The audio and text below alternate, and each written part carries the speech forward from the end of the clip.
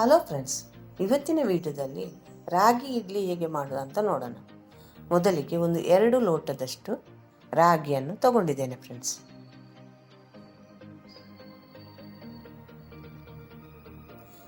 ಹೀಗಕ್ಕೆ ಅದೇ ಗ್ಲಾಸ್ನಲ್ಲಿ 1 ಗ್ಲಾಸಷ್ಟು ಅಕ್ಕಿ, ಮತ್ತೊಂದು ಅರ್ಧ ಗ್ಲಾಸಷ್ಟು ಉದ್ದಿನಬೇಳೆ ಮತ್ತು 1 ಚಮಚದಷ್ಟು ಮೆಂತ್ಯ ಕಾಳನ್ನು ಹಾಕ್ಕೊಂಡು ಒಂದು 5 ರಿಂದ 6 ತಾಸು ಚೆನ್ನಾಗಿ ನೆನೆಸಬೇಕು ಫ್ರೆಂಡ್ಸ್.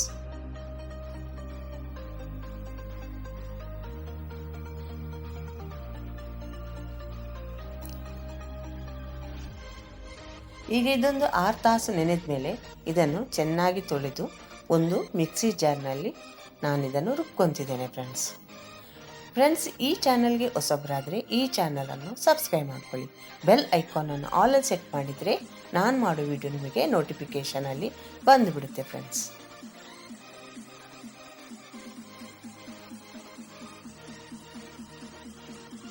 ಇದನ್ನು ಅಕ್ಕಿ ಇಡ್ಲಿಗೆ ರುಬ್ಬುವ ರೀತಿಯಲ್ಲೇ ಸ್ವಲ್ಪ ಗಟ್ಟಿಯಾಗಿ ರುಬ್ಕೋಬೇಕು ಫ್ರೆಂಡ್ಸ್. ಹೀಗಿದನ್ನು ನಾನು ರುಬ್ಕೊಂಡು ಈ ರೀತಿ ರಾಗಿ ಇಡ್ಲಿ ಹಿಟ್ಟಿಗೆ ಬೇಕಾದಂಥ ಹಿಟ್ಟನ್ನು ರೆಡಿ ಮಾಡಿಕೊಂಡಿದ್ದೇನೆ ಫ್ರೆಂಡ್ಸ್. ಇದನ್ನೀಗ ಒಂದು 6 ತಾಸುಗಳ ಕಾಲ ಚೆನ್ನಾಗಿ ನೆನೆಯಲು ಬಿಡಬೇಕು ಫ್ರೆಂಡ್ಸ್.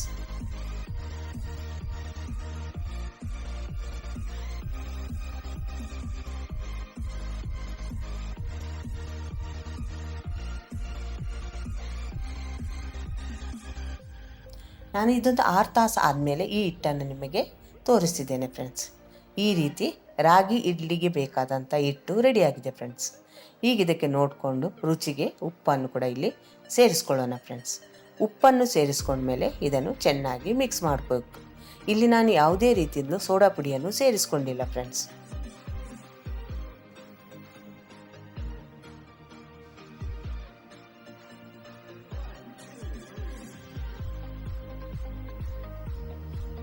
ಈಗ ಚೆನ್ನಾಗಿ ಕಲಿಸ್ಕೊಂಡ್ಮೇಲೆ ಇಡ್ಲಿ ಸ್ಟ್ಯಾಂಡಿಗೆ ಸ್ವಲ್ಪ ತುಪ್ಪ ಅಥವಾ ಎಣ್ಣೆಯನ್ನು ಸವರಿಕೊಂಡು ನಾನೀಗ ಹಿಟ್ಟನ್ನು ಹಾಕೊತಿದ್ದೇನೆ ಫ್ರೆಂಡ್ಸ್.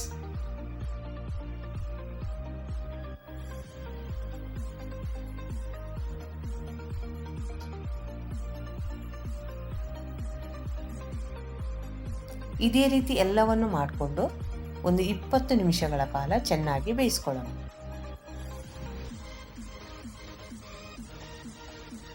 ಈಗ 20 ನಿಮಿಷ ಆದಮೇಲೆ ನಾನು ನಿಮಗೆ ತೋರಿಸಿದ್ದೇನೆ ಫ್ರೆಂಡ್ಸ್. ರಾಗಿ ಇಡ್ಲಿ ರೆಡಿಯಾಗಿದೆ.